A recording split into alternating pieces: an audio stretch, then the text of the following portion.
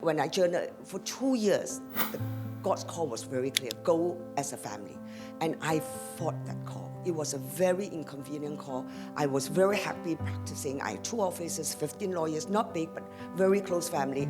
I didn't know why God wanted me to go there.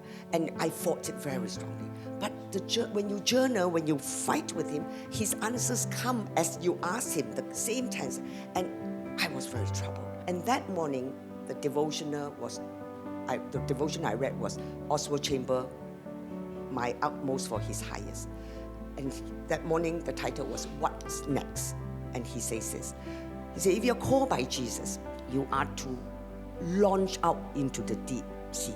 And you are to go. But what I read next really shook me. He says, if you're called by Jesus and you don't go, He will send a storm to break your anchor.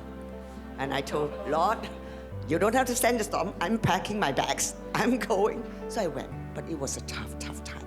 Because there, all identity was stripped.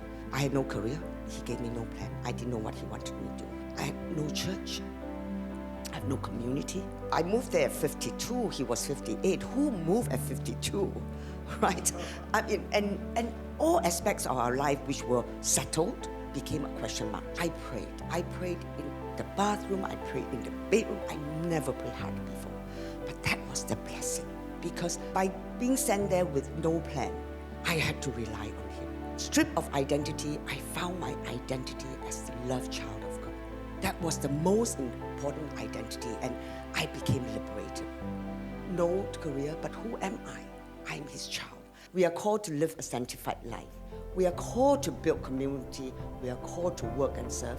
We are called to labor for justice and righteousness. These are the calling. If you read the Bible, when He calls, this is what He calls us for. So we tend to ask very small questions because we are only creatures.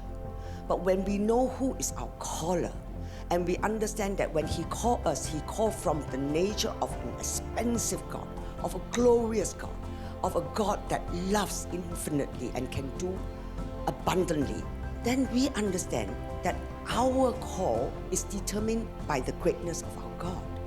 So therefore, we must always look up.